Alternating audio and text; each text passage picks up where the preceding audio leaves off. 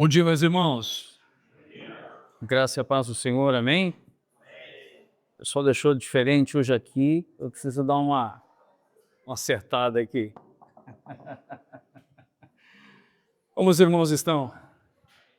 Na paz de Deus, irmãos? Amém? Muito bom, mais uma manhã de domingo, mais um dia do Senhor juntos, mais um encontro da família. Uma das coisas que eu quero sempre reforçar entre nós, sempre lembrar de algo. Nós temos usado uma expressão que é uma expressão histórica, importante, ela é pedagógica, que é usar a expressão de que o domingo é o dia do Senhor. Contudo, nós não queremos, irmãos, deixar de reforçar um sentimento, e esse sentimento que nos uniu, esse sentimento que nos aliançou, nos aproximou, quando nós ainda nos reuníamos ali no quintal lá de casa e estudando aquele livro de Larry Crabb, O Lugar Mais Seguro da Terra, trazer a nossa compreensão de que domingo, o dia do Senhor, é o encontro da família. Você ouviu isso, irmãos? Amém? É o encontro da família. Para nós não perdermos nunca a simplicidade de estarmos juntos. Para nós não perdermos nunca o sentimento produzido em cada um de nós por Cristo Jesus, que nos uniu formando uma família. Porque esse é o propósito eterno de Deus. E o propósito eterno de Deus é formar uma família de muitos filhos, semelhantes a Jesus, para a sua glória. Aí eu vi, hein? Amém, irmãos? Amém? Você viu que hoje pela manhã já, né, bonitão? Que bom. Irmãos, nós temos compartilhado uma série de mensagens sobre o que o Evangelho produz. E semana passada nós compartilhamos acerca de um precioso assunto. Quantos irmãos lembram o que nós compartilhamos no domingo passado? Compartilhamos sobre família. Irmãos, essa mensagem foi disponibilizada no Spotify essa manhã. Então eu quero encorajar os irmãos que não estiveram presentes. Ouçam esse compartilhar. Ouçam essa mensagem. A mensagem que o Senhor claramente, Ele moeu, nutriu, fortaleceu e impulsionou a todos nós aqui na semana passada. Amém, irmãos? Os que estiveram presentes estão de acordo? Amém? O Senhor nos exortou, nos encorajou, nos fortaleceu e nos envia. E na manhã de hoje, eu quero trazer um compartilhar sobre um assunto que ele está correlacionado com o assunto família. Mas ele tem algumas peculiaridades, que é falar sobre sexualidade à luz das Escrituras.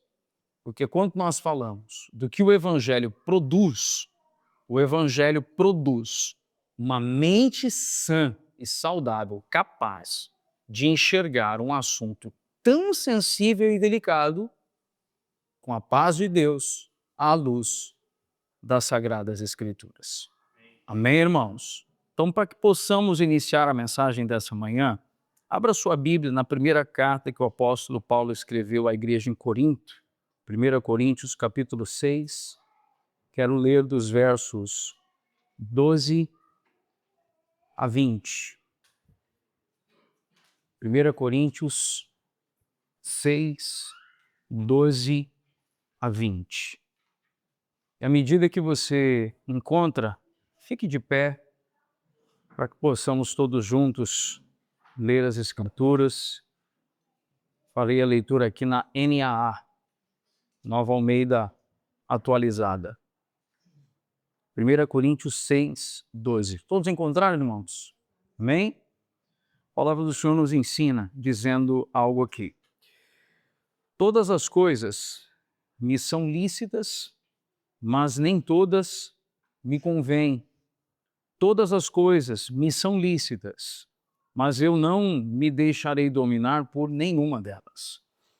Os alimentos são para o estômago e o estômago existe para os alimentos. Mas Deus destruirá tanto o estômago quanto os alimentos.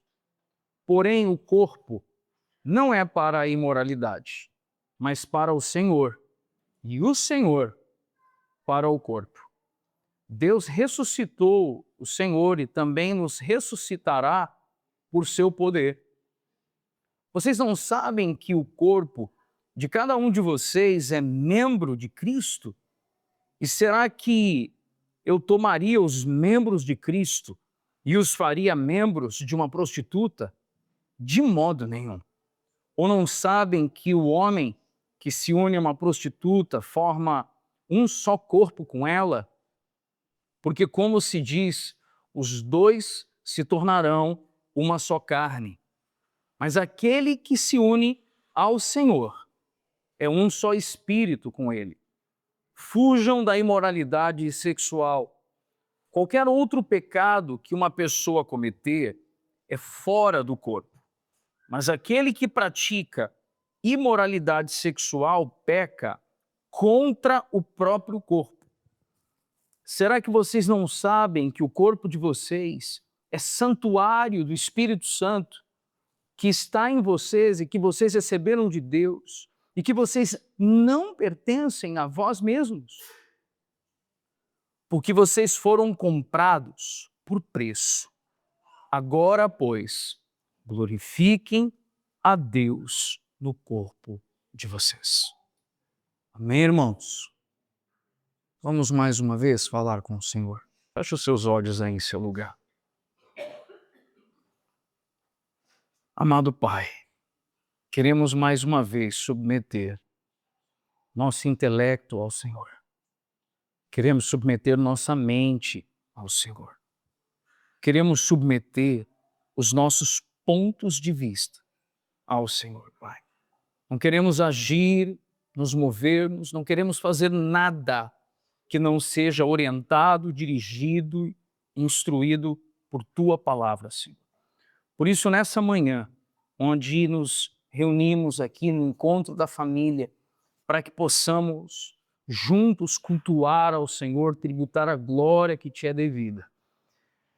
Nesse momento onde o Senhor tem para nós uma instrução nas Escrituras, que a nossa mente, Pai, esteja submissa ao Senhor, que os nossos pensamentos estejam cativos em Ti, e que também possamos, Pai, nos render plenamente à Tua soberana vontade.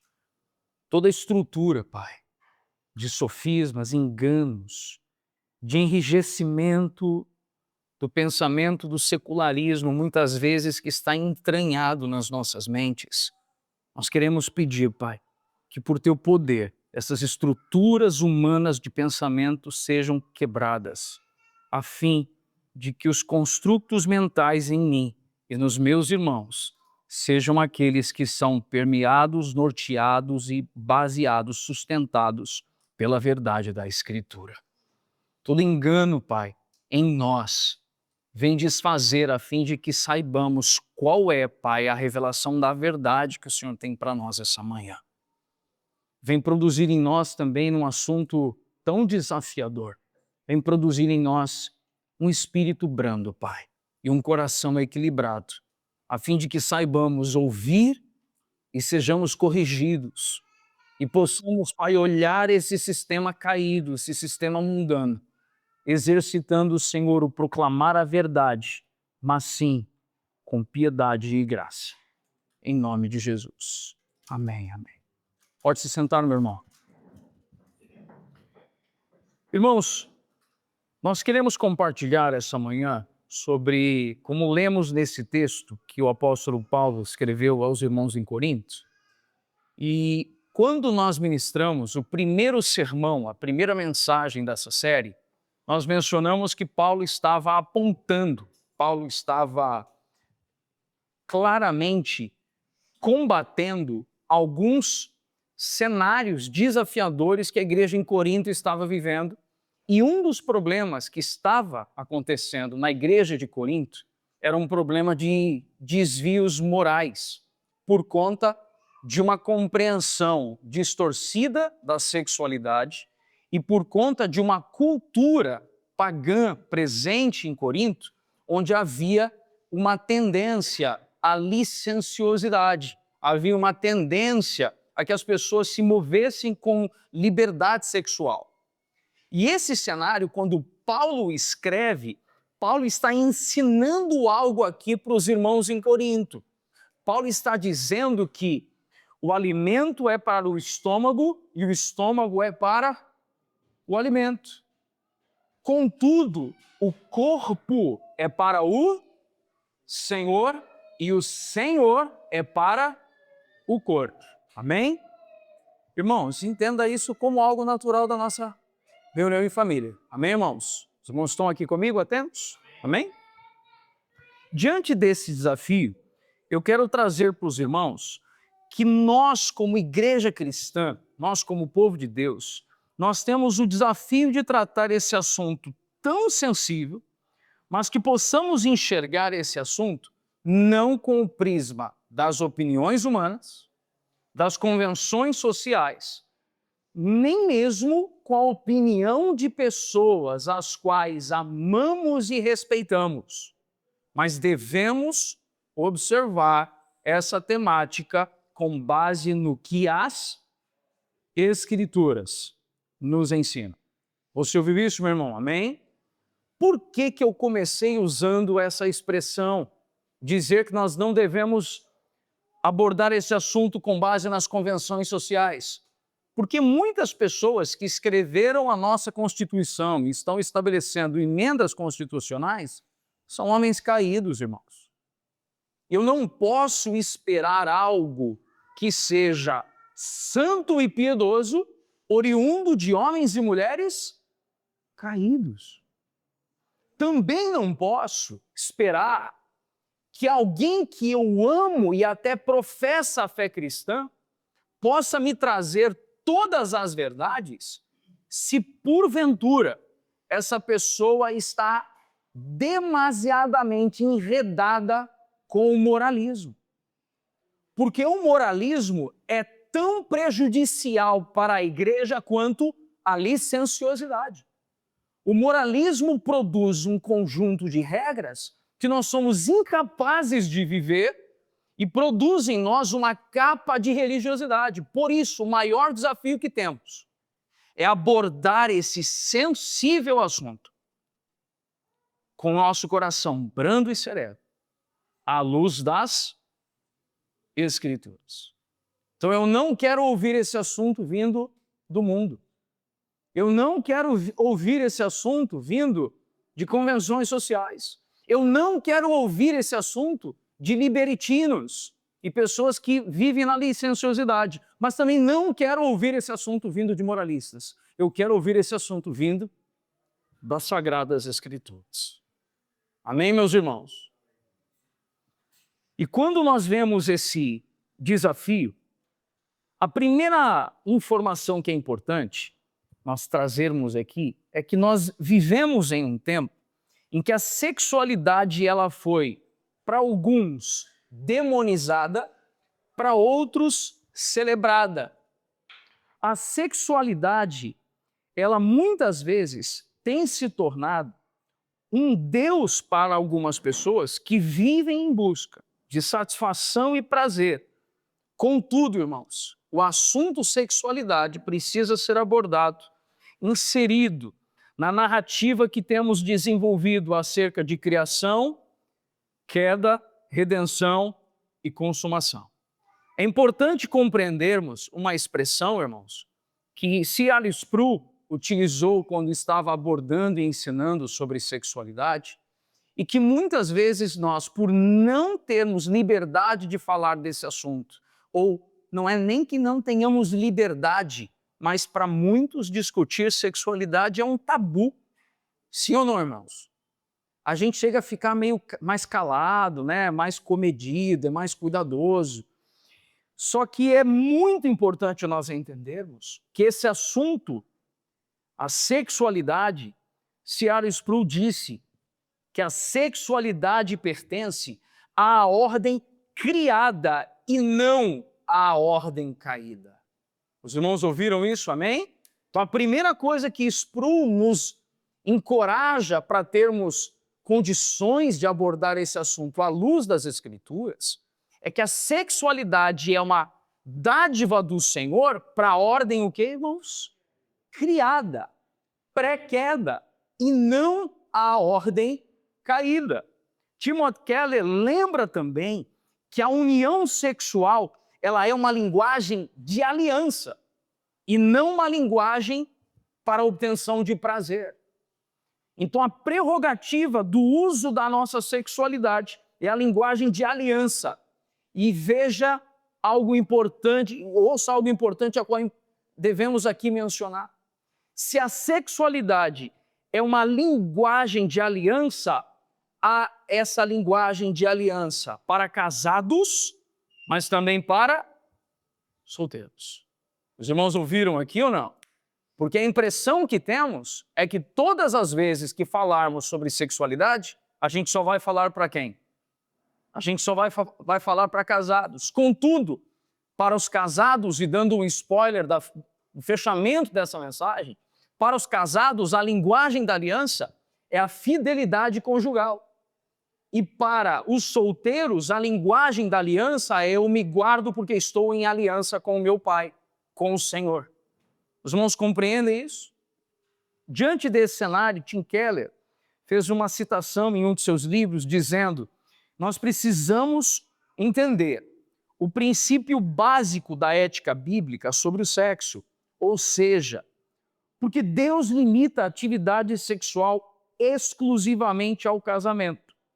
Depois que compreendermos e aceitarmos a argumentação bíblica, resta definir a vivência prática desse princípio como cristãos, quer solteiros, quer casados. Então, Tim Keller está aqui nos chamando a atenção de que é claro sim, e é um preceito bíblico, que o Senhor, por suas escrituras, pela palavra, restringe atividade sexual àqueles que são casados. E por entendermos a verdade das escrituras, esse casamento ele é heterossexual e monogâmico. Você ouviu isso, irmãos? Amém ou não? Então eu vou reforçar isso. A ética cristã, enxergando o prisma da sexualidade, desdobrando em atividade sexual, ela é restrita ao casamento, e esse casamento ele é heterossexual e monogâmico. Mas nós estamos falando aqui de um assunto que precisa primeiramente ser desdobrado na primeira palavra, que é a palavra criação. Deus cria, irmãos, e se você quiser tomar nota dos textos, registre então Gênesis 1, 27 e 28 e Gênesis 2, 24 e 25, como base para aquilo que vamos conversar. Deus criou homem e mulher à sua imagem, uma expressão que utilizamos muito na semana passada. Alguém lembra quando usamos a expressão de que Deus criou homem e mulher à sua imagem? A expressão que nós utilizamos inúmeras vezes semana passada foi imagodei, a expressão da imagem de Deus. E Deus cria homem e mulher complementares e diferentes. A sexualidade, ela é instituída como parte da bênção original, que é multiplicação, unidade e deleite ou prazer. É muito importante lembrar que quando o Senhor criou Adão e Eva, Deus os cria, mas Deus deu a eles, entrega a eles uma bênção, uma dádiva. Os irmãos lembram qual foi a bênção ou a dádiva entregue para eles? Deus deu a eles a fertilidade, os irmãos lembram disso? E por conta dessa dádiva, dessa bênção, Deus também lhes deu uma missão. E qual era a missão entregue a eles? Eles deveriam ser fecundos, deveriam multiplicar-se, deveriam encher a terra e governar sobre ela. Irmão, preste atenção no que eu estou dizendo aqui. Se o homem é criado, ele recebe uma bênção, a bênção da fertilidade, e recebe também uma missão, e isso é pré-queda, isso é antes da queda, isso é no Éden ainda com o homem perfeito. Nós entendemos que o ser fecundo e multiplicar-se e encher a terra inclui o que nós chamamos de sexualidade na humanidade. Porque o ser fecundo e multiplicar-se seria por meio do uso santificado da sua sexualidade. Por isso a igreja não deve temer tocar nesse assunto, porque aos puros de coração tudo é puro aos olhos. Nós precisamos tratar esse assunto com a devida o quê, irmãos? Pureza, com a devida santidade. Longe de uma visão rigorosa e moralista, mas fazendo um movimento de retorno à criação para saber como Deus tinha criado isso, a fim de que nós possamos, norteados por como foi criado, possamos viver aqui na terra. Nós compreendemos, irmãos, que a teologia reformada, ela afirma inúmeras vezes, fatidicamente, que tudo o que Deus criou é bom e que a sexualidade, ela não é um acréscimo humano e nem um mal necessário, mas ele faz parte da criação de Deus no mandato cultural. Herman Bavinck, em um livro chamado The Christian Family, declarou algo dizendo que a diferença sexual e a união sexual são fundamentais para a vida humana, não apenas biológica, mas também espiritual e socialmente. Nós estamos compreendendo claramente, irmãos, que a diferença sexual e a união conjugal foram uma criação do Senhor como dádiva a um homem e a uma mulher. Estamos juntos até o momento, irmãos? Essa diferença, e é importante compreendermos isso, ela não é um acidente biológico do propósito divino.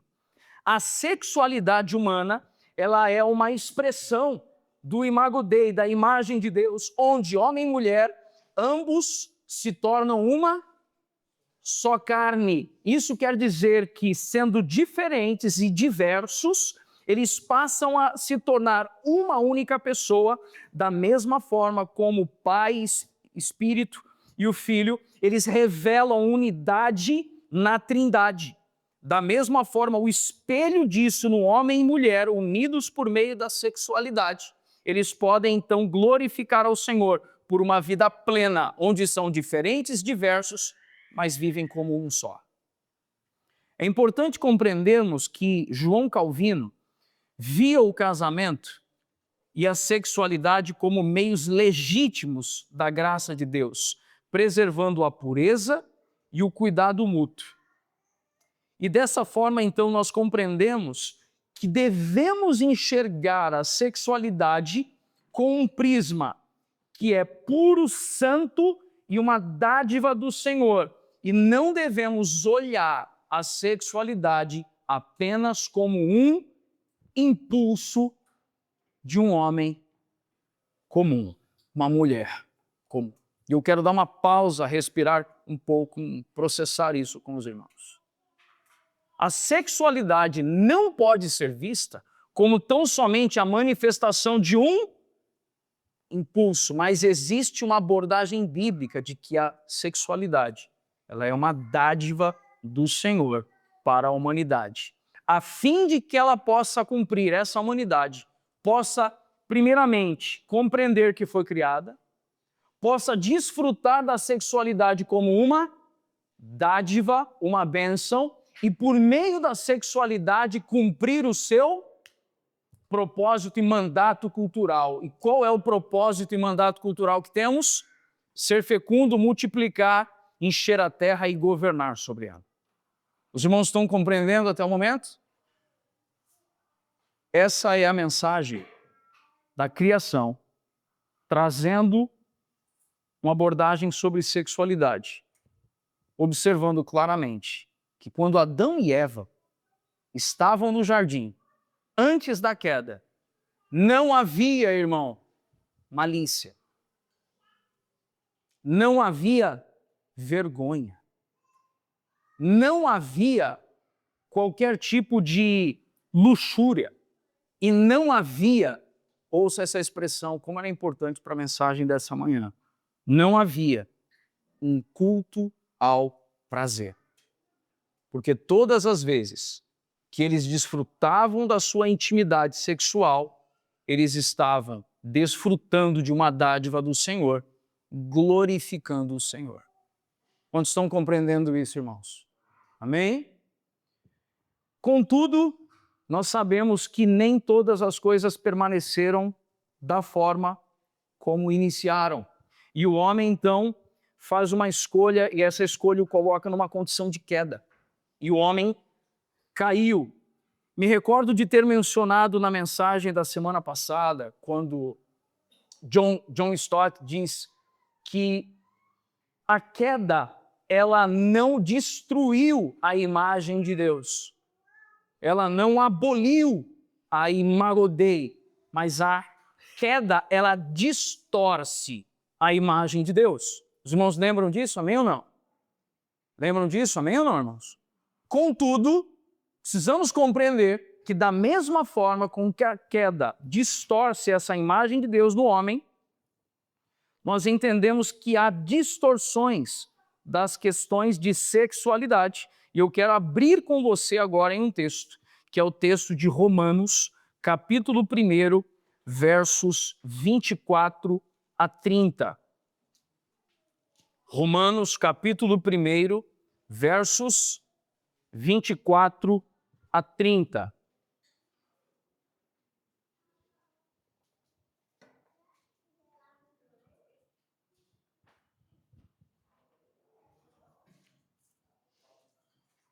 Todos os irmãos encontraram, amém? Romanos 1, de 24 a 30, a palavra do Senhor nos diz algo aqui. Só que agora eu vou ler na NVT aqui, Felipe, tá bom? Por isso Deus os entregou aos desejos pecaminosos de seu coração. Como resultado, praticaram entre si coisas desprezíveis e degradantes com o próprio corpo. Trocaram a verdade sobre Deus pela mentira. Desse modo, adoraram e serviram coisas que Deus criou em lugar do Criador. Se alguém tem o hábito de destacar, irmão, destaque isso. Eles começaram a fazer o quê, por favor? Eles começaram a adorar e servir o quê? Coisas que Deus criou em lugar do Criador, que é digno de louvor eterno. Por isso Deus os entregou a desejos vergonhosos. Até as mulheres trocaram sua forma natural de ter relações sexuais por práticas não naturais. E os homens, em vez de ter relações normais com mulheres, arderam de desejo uns pelos outros. Homens praticaram atos indecentes com outros homens e, em decorrência desse pecado, sofreram em si mesmos o castigo que mereciam. Uma vez que consideram que conhecer a Deus era algo inútil, o próprio Deus os entregou a um inútil modo de pensar. Irmão, mais um verso para colocarmos em evidência. Amém? Eles consideraram primeiramente que conhecer a Deus era algo inútil. E o próprio Deus os entregou. E os entregou ao quê? a um inútil modo de pensar, deixando que fizessem coisas que jamais deveriam ser feitas. Opa, mais uma expressão. Passaram a fazer coisas que jamais deveriam ser feitas. A vida deles se encheu de toda espécie de perversidade, pecado, ganância, ódio, inveja, homicídio, discórdia, engano, malícia e fofocas. Espalham calúnias, odeiam a Deus, são insolentes, orgulhosos, arrogantes, invejosos, invejam novas maneiras de pecar e desobedecem os seus pais. Vamos pausar aqui. Primeira coisa que eu quero deixar no seu radar, irmãos, é que o início do texto que lemos, começamos de qual verso? Do verso 24, ele está falando precisamente sobre desvios da área sexual. Amém ou não? Mas eu fiz questão de ler até o verso 30, porque até o verso 30 está mostrando para a gente que há outros pecados que também são por conta de pessoas que não adoram a Deus e não têm Deus em primazia, mas adoram a criação no lugar do Criador. Por que isso? Porque nós, como igreja, precisamos ter o devido cuidado de tratar desvios da questão na área sexual, mas tratar com a mesma severidade com fofoca, intriga, maledicência e palavras de maldição. Os irmãos ouviram isso ou não? Porque isso está exatamente no mesmo texto. Aí a gente suporta alguém que é fofoqueiro e maledicente e a gente não tolera alguém que tem desvios na área sexual, quando na verdade em Romanos capítulo 1 está tudo no mesmo texto. Os irmãos ouviram isso, amém ou não, irmãos? Por quê? Senão nós nos tornaremos daqueles que flertam com que área, irmãos? A primeira mensagem que compartilhamos aqui, flertamos com o moralismo. Tornamos alguns pecados aceitáveis e outros não. Amém ou não, irmãos? Pecado é pecado, irmão. E carece de arrependimento. Retornando à tônica da nossa mensagem, falando sobre a questão da sexualidade no prisma da queda, o pecado não cria a sexualidade, até mesmo porque, como lemos, a sexualidade ela foi criada em um mundo antes da queda. Mas o pecado não cria a sexualidade, mas ele a distorce. A teologia reformada afirma que a queda trouxe a depravação total da vida humana. E essa depravação total do homem, ela envolve as questões humanas, sociais e também a vida sexual. Isso quer dizer que a queda trouxe para nós uma condição de depravação não apenas nas questões morais e sexuais, mas trouxe uma depravação total da nossa existência. John Stott afirma que a imagem de Deus foi manchada, mas não apagada. A sexualidade continua existindo, mas agora voltada para o egoísmo, luxúria e idolatria. Quando consideramos o mundo caído, agora nós não falamos mais, preste atenção nisso, irmãos. Quando olhamos para o mundo caído, nós não falamos mais que a sexualidade é um meio para ser fecundo, multiplicar, encher a terra, governar sobre ela e glorificar ao Senhor. Mas para o mundo caído, a sexualidade ela é voltada para o egoísmo, para a luxúria e idolatria. Quando nós olhamos, a sociedade é uma espécie de culto ao prazer, uma supervalorização da satisfação dos desejos humanos e uma defesa dos ideais sociais, do secularismo. Então, muitas vezes, nós apregoamos um ensino que ele é do secularismo. E eu me recordo quando o Rafael Guzzo, compartilhando uma palavra, explicou sobre o secularismo. E o secularismo, não estamos fazendo a distinção de secular e ministerial. Irmão, a palavra do Senhor nos ensina que nós devemos fazer a distinção entre o que é santo e profano, entre o que é puro e impuro. Mas nós não temos aqui que separar vida ministerial e vida secular. Nós não estamos falando sobre isso, porque nós temos uma vida só. Nós estamos dizendo que o secularismo é um mundo que concebe uma existência sem Deus. E um mundo que concebe uma existência sem Deus torna o homem o seu próprio Deus. E se torna o homem o seu próprio Deus, a sexualidade então é um meio para a minha satisfação. Quantos estão compreendendo isso aqui? Amém ou não, irmãos? E esse é o secularismo. E muitas vezes o secularismo entrou na nossa vida como comunidade.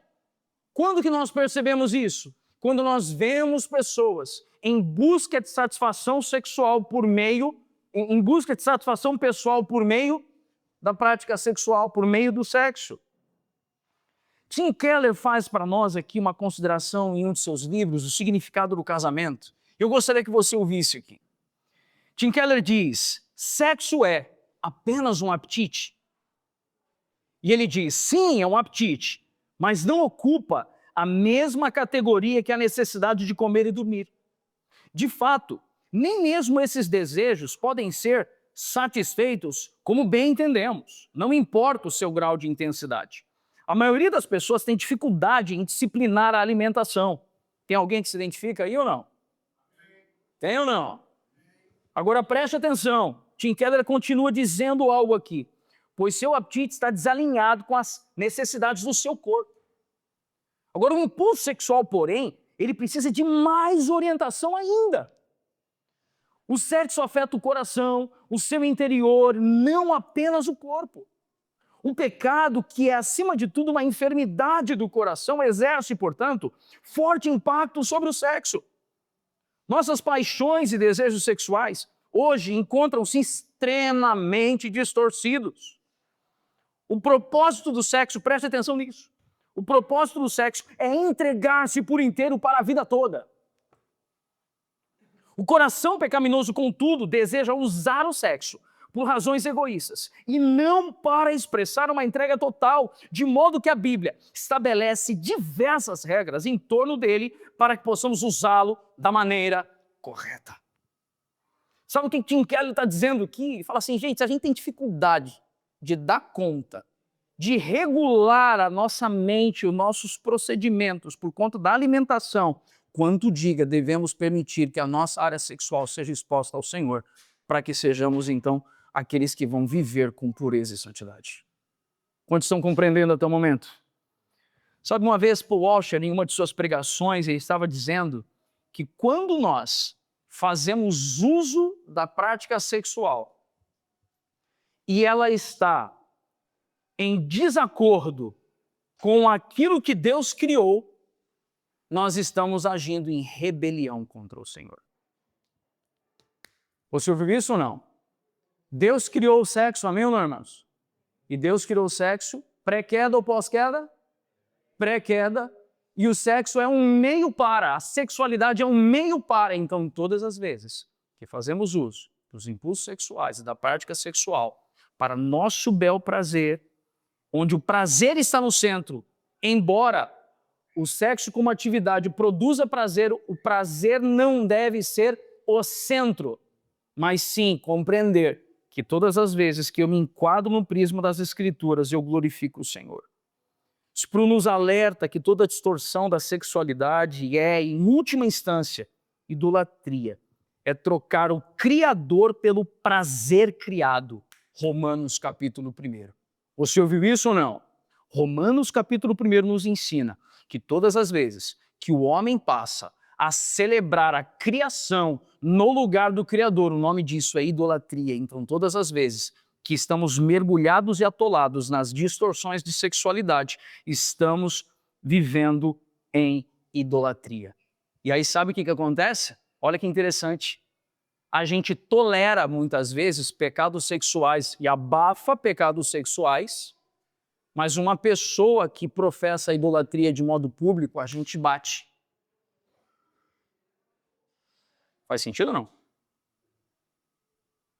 Faz sentido ou não? Uma pessoa que professa idolatria publicamente, a gente vai e pá, arrebenta com ela.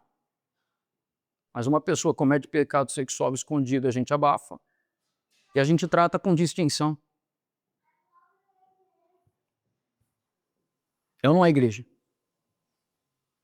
Pastor, dura essa palavra. Uhum. Eu apanhei também, fica tranquilo.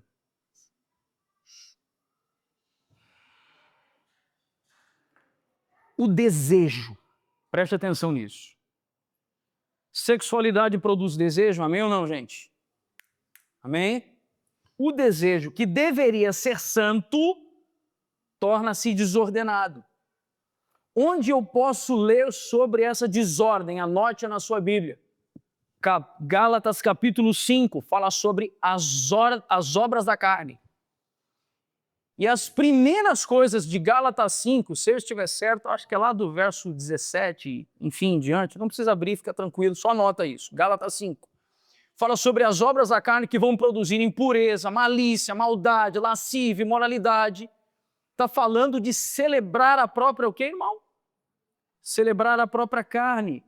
Abuso, homossexualidade, pornografia, incesto, bestialidade, todo tipo de imoralidade. Deixa eu dizer uma coisa para você, irmão. Preste muita atenção no que eu vou dizer aqui, porque isso pode definir se a igreja cristã vai se posicionar como um baluarte, de fato, da verdade, que a igreja é, ou ela vai se tornar fundamentalista, religiosa e chata. Eu quero muito que você se dedique a ouvir agora o que eu quero compartilhar. Uma das primeiras mensagens nós falamos sobre moralismo e licenciosidade. Quantos irmãos lembram dessa mensagem? E eu tenho falado uma frase aqui, e essa frase, irmãos, eu tenho a esperança de que nós sejamos convencidos pelo Espírito Santo em fazer bom uso dessa frase. De que nós não podemos esperar de um homem caído algo que só pode ser produzido por meio do Espírito para aqueles que são nascidos de novo. Ouviram o que eu disse ou não? Pastor, onde você quer chegar? Eu conheci uma pessoa e a pessoa está presa na homossexualidade e tal. Primeira coisa que eu quero dar um conselho para a igreja. Não use a expressão homossexualismo. Use a expressão homossexualidade quando você estiver em um ambiente social. Pastor, qual o motivo? A terminação ismo culturalmente é muito utilizada para doenças. Você ouviu o que eu disse ou não? Por isso, não é de bom tom se nós, como igreja, ao nos relacionarmos com pessoas que não conhecem a fé, nós queremos abrir uma oportunidade de proclamação. Então, usar qual expressão? Homossexualidade. E nós não podemos, então, deixar de enxergar que a homossexualidade, que a lascívia, que o adultério, que a pornografia, elas estão presentes na sociedade por conta da humanidade caída. E nós, como igreja, muitas vezes, a gente quer chamar essas pessoas e cercear o comportamento delas. A gente quer dizer para não, você não pode viver assim. Não, você não deve viver assim. E, na verdade, o que nós precisamos enxergar como igreja é que somente o anúncio do evangelho de que a pessoa está morta e precisa agora ser vivificada pela obra do Espírito. E é essa obra do Espírito que vai quebrar as amarras do pecado. Senão o que eu estou ensinando não é evangelho e tão somente moralismo. Sabe o que isso quer dizer, irmão? Isso quer dizer que a gente tem que largar a mão de ser chato. Porque antes de querer regular o comportamento das pessoas, a gente deveria proclamar o evangelho para elas. Com isso, eu estou aprovando as práticas?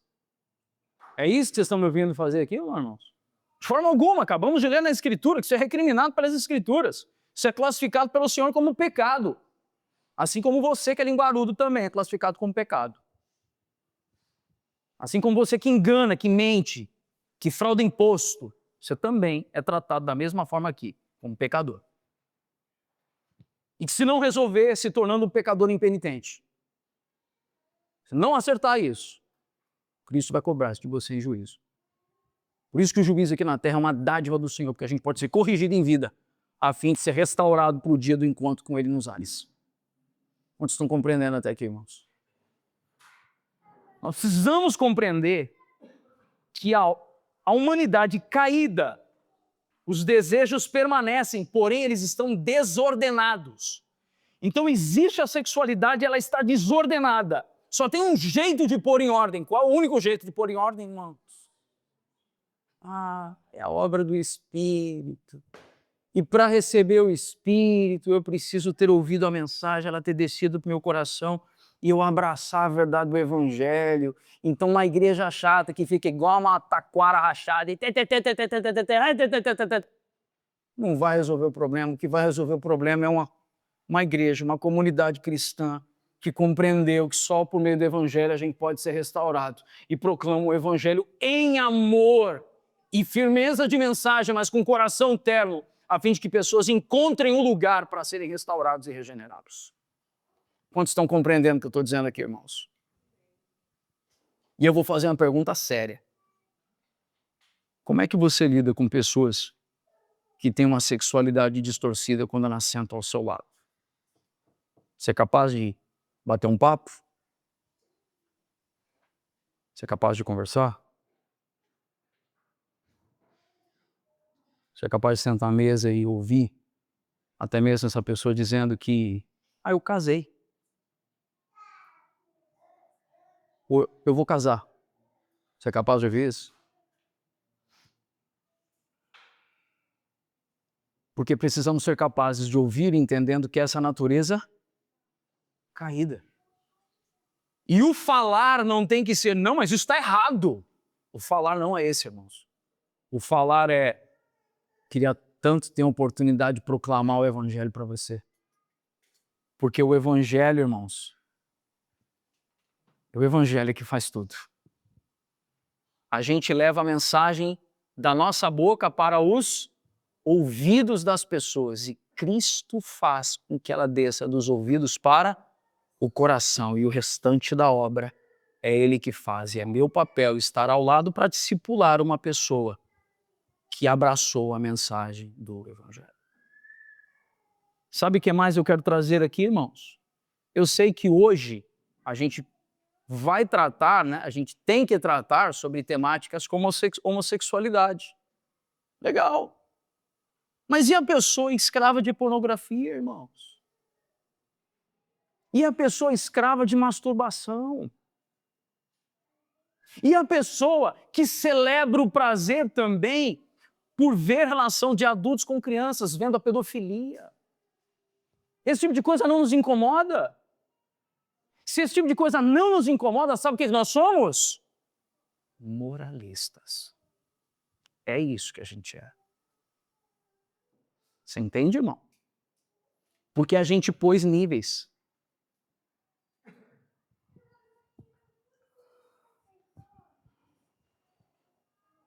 Eu gostaria que você ouvisse algo aqui. O sexo é o meio mais poderoso que Deus criou para nos ajudar a nos entregarmos inteiramente a outro ser humano. Calma, que eu quero repetir essa frase. O sexo é o meio mais poderoso que Deus criou para nos ajudar a nos entregarmos inteiramente a outro ser humano.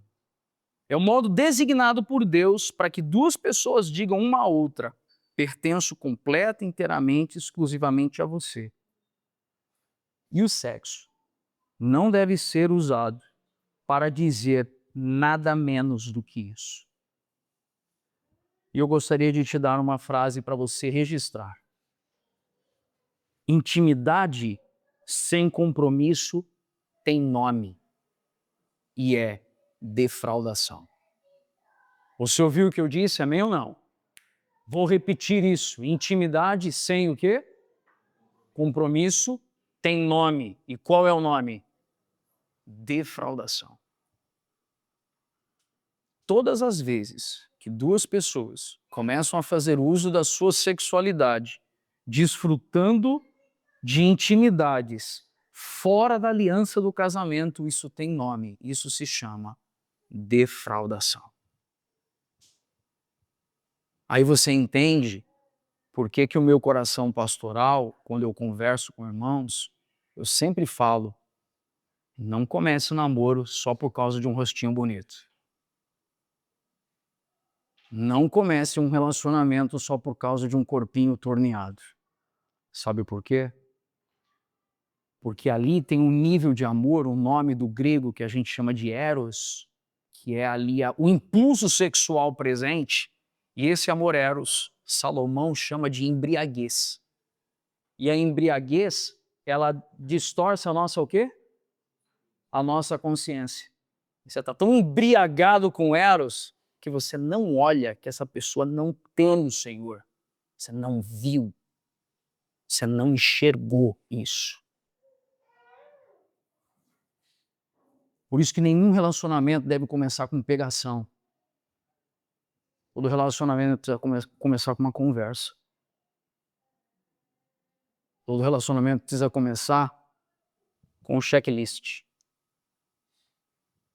Senão vai entrar numa situação de juros desigual. E isso é um jeito que a igreja tolera o uso da sexualidade como satisfação do ventre. Por quê? Porque a gente olha e fala, sabe o quê? Não, tá na fase, pode deixar. Pode deixar não, irmão. Nós estamos falando de formar uma família. Formar uma família, imagodeia, é a imagem de Deus. Não pode começar com celebração ao prazer. Precisa começar com entendimento. Quantos estão compreendendo isso aqui, irmão?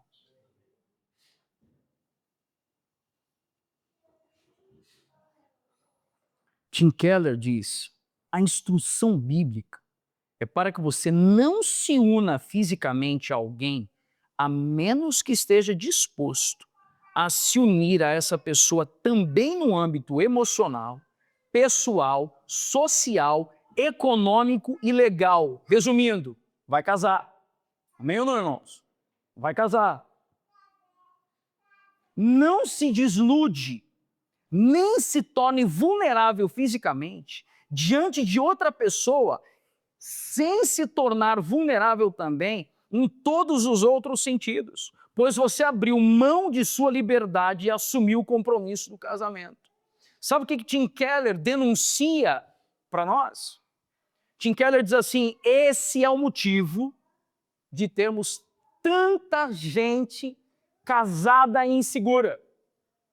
Por quê? Porque começou pela atividade sexual sem haver compromisso. Estão ouvindo o que eu disse aqui? Amém ou não? Aí sabe o que acontece? Aprisionou. Só que ninguém está se responsabilizando. Isso produz enfermidades da alma, irmãos. Então, aos pais, que sejamos os guardiões dos nossos filhos. Onde estão compreendendo isso aqui, irmãos? Palavra importante para nós. Quais as áreas da nossa vida sexual que ainda estão revelando a desordem da queda? Irmão, essa pergunta a gente precisa pensar nela assim. Quais as áreas da nossa sexualidade que ainda estão revelando marcas da queda? Sabe por quê? Porque alguém vai me dizer assim, pastor, eu não tenho problema com pornografia, eu sou um jovem, não estou tendo problema com isso. Beleza, não tem problema.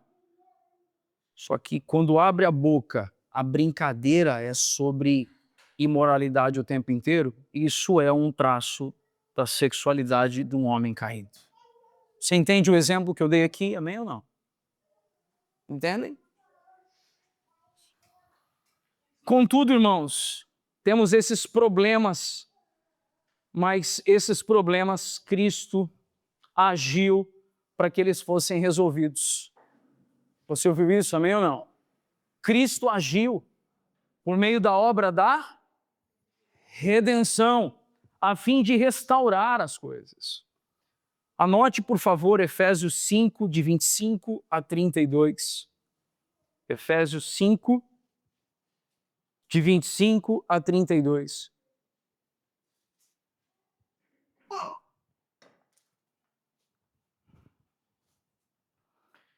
Eu preciso fazer um comentário aqui, irmãos, trabalhando no nível de verdade e consciência com os irmãos. Quantos aqui foram criados dentro do evangelicalismo? Foram criados dentro da igreja cristã, assim? Pelo menos adolescência, juventude. Bem. Vamos falar a verdade, irmãos. A maioria de nós foi avisado, mas não foi instruído e ensinado. Estou falando bobeira aqui ou vocês concordam comigo? Vocês ouviram a minha pergunta ou não? A maioria de nós, nos assuntos de sexualidade, a gente foi avisado. Não pode. Mas a gente não foi instruído para trabalhar na dimensão da mente, produzindo convicções e acompanhado por alguém mais experimentado, a fim de nos dar sustentação para a gente abrir o coração quando a coisa ficasse preta, quando a coisa ficasse ruim. Tudo bem que eu estou falando ou não? Nesse cenário, muitos de nós hoje, quando observamos o nosso histórico é um histórico de quedas. Os irmãos ouviram bem aqui o que eu disse? O nosso histórico é um histórico onde há marcas. Mas eu quero liberar para você, irmão, uma verdade aqui da parte de Deus. Que Cristo nos oferece perdão e redenção quanto aos pecados sexuais também, irmãos. E o Evangelho, ele transforma a nossa compreensão em todas as áreas. Isso inclui uma mudança de compreensão quanto à sexualidade. Em Cristo, nosso corpo, ele é redimido e se torna o templo do Espírito Santo. Isso quer dizer que as velhas práticas de quando vivíamos, até mesmo dentro da igreja, mas como homens e mulheres caídos, essas práticas, mediante o poder de Cristo, nós somos perdoados e podemos nos erguer e ensinar aqueles que estão à nossa volta, amigos, irmãos, filhos, a que não vivam na prática deliberada de pecado como vivíamos na queda. Tim Keller afirma que a sexualidade ela deve ser utilizada apenas para revelar um amor sacrificial. Wayne Grudem nos ensina que a complementariedade entre homem e mulher permanece válida e é reafirmada no Novo Testamento como reflexo da relação entre Cristo e a igreja. Preste atenção nisso. A pureza sexual é possível por meio do poder regenerador do Espírito e não por esforço moralista. De acordo com a teologia reformada, a sexualidade só encontra sentido dentro do Evangelho. Fora de Cristo, ela é desordem e em Cristo torna-se testemunho da aliança. E é preciso agora, então, encontrarmos uma situação de equilíbrio, irmãos. É preciso encontrar um ponto de equilíbrio no tocante aos pensamentos e desejos sexuais, porque agora eu quero dar uma pausa e pensar nos outros. Compreender esse assunto à luz das Escrituras. Estamos discutindo aqui ao máximo esse assunto, dentro de uma compreensão da palavra de Deus. Mas compreender isso dentro da palavra de Deus vai remover pensamentos e desejos que nos sobrevêm de imediato? Os irmãos ouviram a minha pergunta ou não? Deixa eu melhorar a minha pergunta. Estamos discutindo esse assunto à luz das Escrituras. E agora, porque terminamos a exposição da Escritura, todos os problemas de pensamentos e desejos sexuais serão resolvidos na nossa vida. É isso que vai acontecer ou não? Não, irmãos. Não é isso que vai acontecer. Então nós precisamos compreender que a obra da redenção, ela nos dá, por meio da graça que há em Cristo Jesus, a condição de lutar contra os anseios pecaminosos. Mas não quer dizer que nós não seremos tentados. Os irmãos estão ouvindo isso ou não? Você vai ser tentado nessa área, irmão, ainda. Contudo, por meio da graça que há em Cristo Jesus, nós teremos estrutura e condições de suportar as lutas e desafios nessa questão, para podermos, então, viver em pureza e santidade. Preste atenção no que eu quero dizer aqui. Alguns cristãos, eles sentem-se profundamente sujos e contaminados por qualquer pensamento sexual e desejo sexual intenso. Outros se entregam livremente a esses exercícios mentais. O evangelho não é legalismo. Os cristãos são salvos não porque obedecem a Deus, mas porque a verdadeira salvação os leva a obedecer a Deus. E o resultado deve ser uma abordagem equilibrada dessa questão de pensamentos e tentações. Eu quero dar uma pausa aqui e compartilhar algo. E especialmente gostaria de dirigir aqui uma ênfase para os mais jovens. É natural, irmãos, que os mais jovens sejam, por conta da convivência social no ambiente onde a maior parte das pessoas onde nos cercam são homens e mulheres caídos, que há uma espécie de culto ao prazer. E por estarmos nesse tipo de ambiente escolar, faculdade, nós acabamos, para não nos sentirmos rejeitados de um ambiente social, nós acabamos permanecendo e cedendo os ouvidos. Irmão, a palavra nos ensina que os olhos são as janelas da alma. A alma é sinônimo de quê? De coração.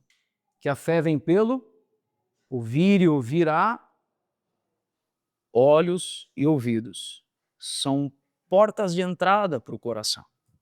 E aí você está ali, ouvindo, ouvindo, ouvindo, ouvindo. Em algum momento aquilo vai começar a remexer no seu interior. E vai produzir desejos intensos. Por isso um jovem cristão, ou até mesmo, que eu vou falar agora aos homens e mulheres casados também, ou solteiros adultos casados, os solteiros adultos, por favor, me permita corrigir aqui, que muitas vezes nós cedemos os nossos ouvidos a ambientes que a gente sabe claramente que esses ambientes vão produzir em nós uma intensificação das tentações um pouco depois.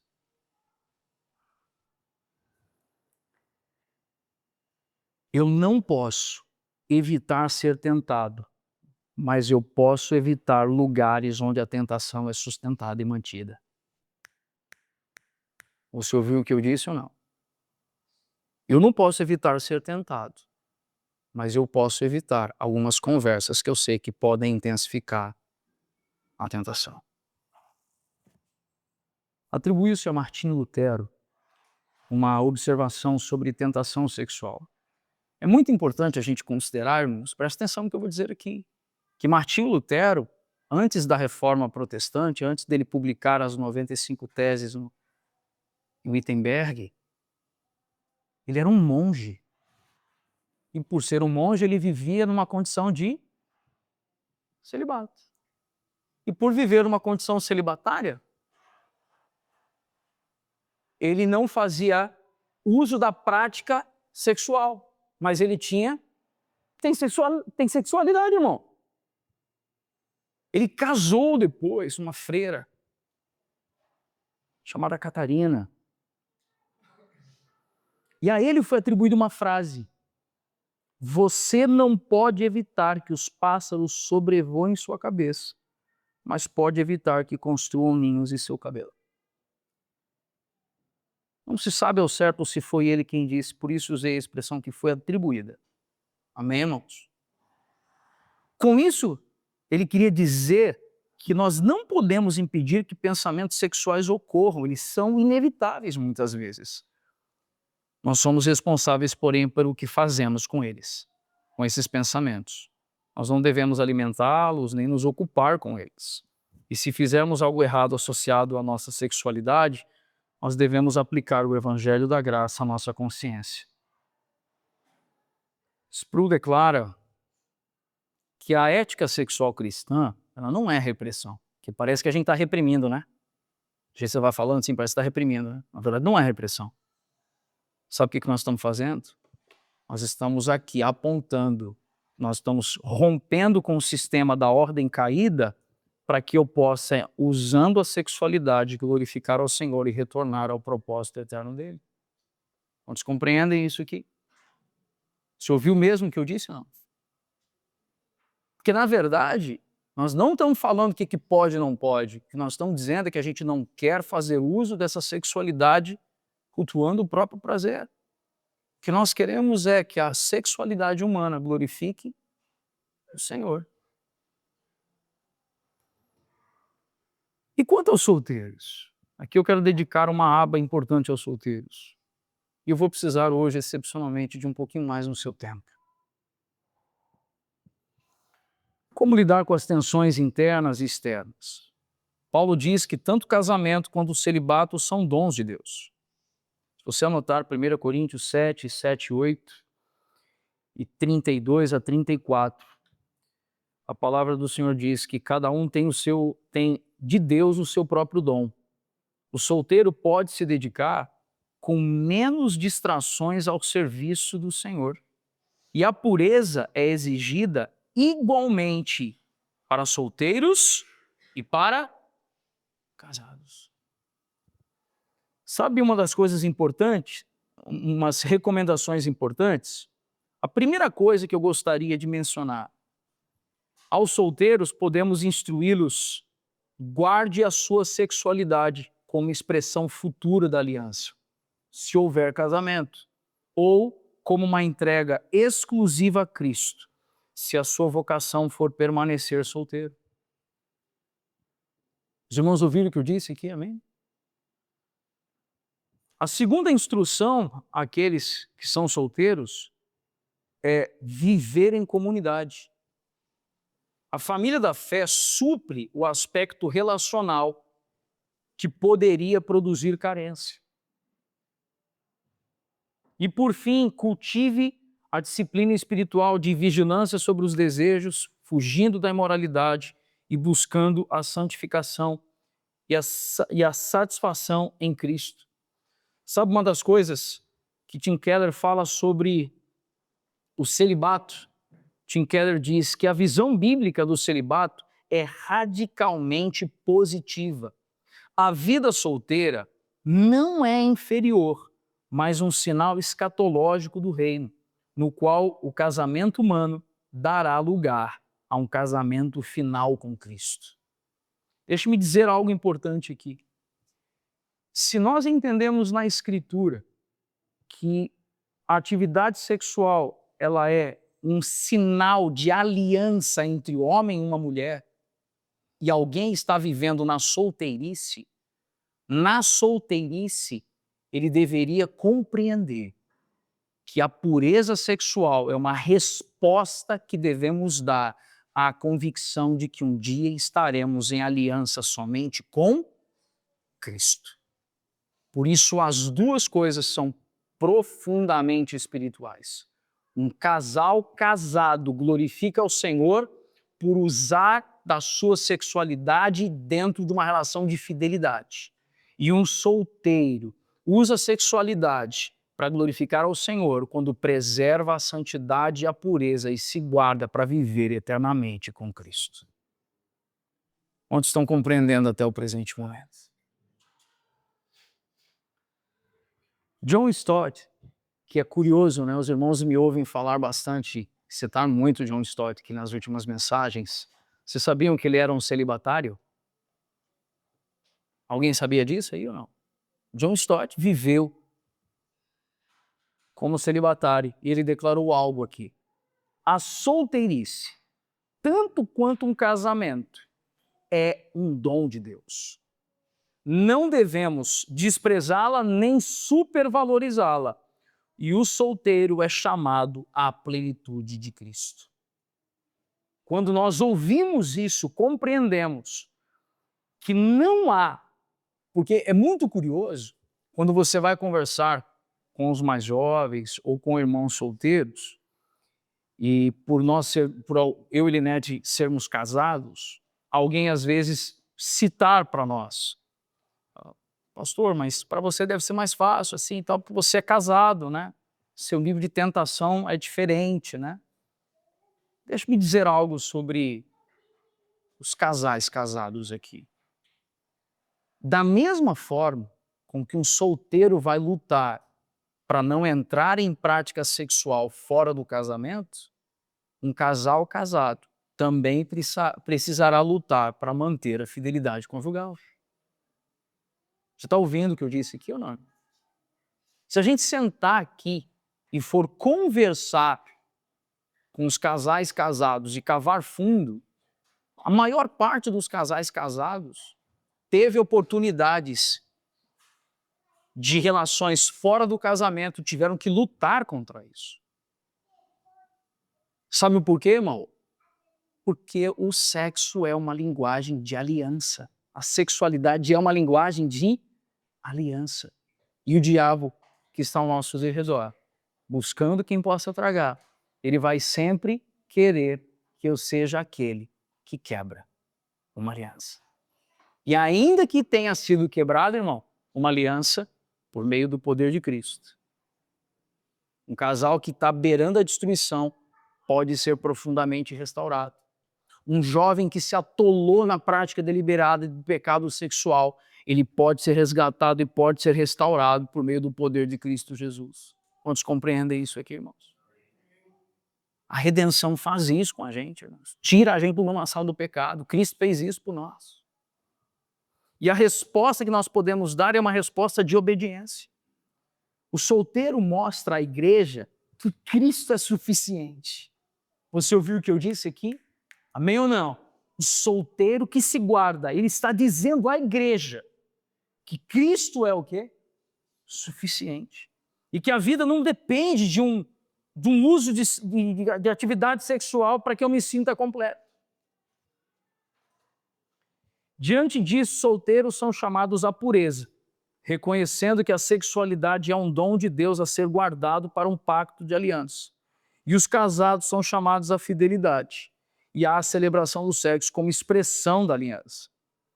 E com isso chegamos no último ponto de nossa mensagem, a fim de falar sobre o último ato, que é o ato da consumação. Em Mateus capítulo 22 e 30 e em Apocalipse 19, 6 a 9, Jesus ensina que na ressurreição, ouça isso, irmão, o que eu disse? Ressurreição, não se casam e não se dão casamento. O que isso quer dizer, irmão? Em novos céus e nova terra, Elinete vai ser o que, irmão? Você tem medo não, irmão? Pode falar. Elinete vai ser o quê? Vai ser minha irmã. Por meio de Cristo. Casamento aqui na terra não vai ter continuidade lá em novos céus e nova terra. Os irmãos têm consciência disso, amém ou não? Tem consciência disso? Nós percebemos que isso não é uma perda, mas a plenitude. O casamento terreno e a sexualidade são sinais provisórios que apontam para a união eterna com Cristo. Jonathan Edwards declara que toda alegria e prazer terrenos são antecipações pálidas da felicidade perfeita em Cristo. E Tim Keller diz que todo casamento humano é uma sombra. O casamento definitivo é Cristo e sua igreja. A sexualidade é temporária e pedagógica, ela aponta para o amor eterno de Cristo. Na glória nós não precisaremos mais desse sinal, porque viveremos a realidade plena. Você ouviu isso, irmão? Toda a história aponta para o grande casamento, Cristo e sua noiva, a saber, a igreja. Diante disso, eu quero registrar princípios práticos da ética cristã na questão sexual. Primeira prática é termos uma compreensão do cristocentrismo. Cristo é o Senhor do nosso corpo. Você ouviu o que eu disse ou não? O texto que lemos, em 1 Coríntios, capítulo 6, diz que se nós somos do corpo de Cristo, e quando eu tenho uma relação íntima, eu estou me tornando uma só carne com aquela pessoa, que Cristo não pode estar unido a uma prostituta. Os irmãos ouviram isso ou não? Deixa eu dizer uma coisa séria aqui agora. Se Cristo não pode estar unido a uma prostituta, então você entendeu a importância da disciplina eclesiástica. Você ouviu o que eu disse ou não? Então você entendeu a importância de muitas vezes, e aí eu pego o texto de Romanos 1, tudo bem? Romanos 1 como um todo. Todas aquelas práticas recorrentes, pessoas obstinadas, que estão adorando a criatura ao invés do Criador. Se Cristo não pode estar envolvido em prática pecaminosa e eu, envolvido com essa prática, não posso fazer parte então do corpo de Cristo. Por isso que o texto de Mateus diz: o que dois ligarem na terra será ligado no céu, o que desligarem na terra será desligado no céu. E nós não estamos falando de oração, de confissão positiva nesse texto. Esse texto está falando de disciplina eclesiástica. Está dizendo que pessoas que estão em prática deliberada de pecado, advertidas, sucessivas vezes, que não se arrependem, elas precisam então compreender que vão ser desligadas do corpo, porque Cristo não pode estar unido a uma prostituta. Quantos estão compreendendo até o momento? Por isso a primeira recomendação da ética sexual cristã é cristocentrismo. Cristo é o Senhor do nosso corpo e o meu corpo é templo do Espírito Santo. Segundo princípio, aliança. O sexo encontra o seu lugar legítimo no casamento e não no desejo carnal. Sola Escritura. A ética sexual não é moldada pela cultura, mas pela revelação de Deus registrada na Bíblia. Amém ou não, irmãos? Santidade e liberdade. Preste atenção nisso. Santidade não é repressão, mas libertação para viver conforme fomos criados. Você ouviu o que eu disse? Santidade não é repressão, mas é liberdade para viver conforme fomos criados. Sabe, Immanuel Kant, filósofo, e eu não tenho a prática de usar isso no púlpito, mas para você perceber até como alguns homens caídos passaram a enxergar como que flashes daquilo que a palavra nos ensina.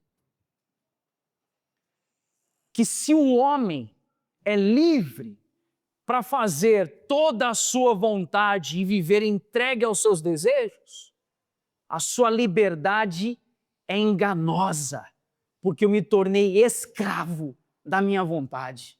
A verdadeira liberdade está em não necessariamente fazer aquilo que eu desejo fazer, mas fazer aquilo que eu devo. Mal sabia Immanuel Kant que estava citando algumas das cartas paulinas e verdades neotestamentárias. E por fim, a sexualidade começa no Éden como um dom santo. É distorcida pelo pecado, restaurada na cruz e será plenamente satisfeita nas bodas do Cordeiro. Na criação, Deus deu a sexualidade como um dom santo para a unidade, prazer e vida. Na queda, o pecado a corrompeu, transformando bênção em idolatria. Na redenção, Cristo purifica a nossa sexualidade e a torna testemunho do Evangelho. Na consumação, na glória, a sexualidade dará lugar à perfeita comunhão com Cristo. E como um apelo do meu coração, um apelo pastoral, entregue sua sexualidade a Cristo, viva com pureza, com fidelidade e com devoção. Deixe que cada aspecto do seu corpo e da sua vida seja testemunho da graça redentora de Cristo Jesus. Amém, irmãos?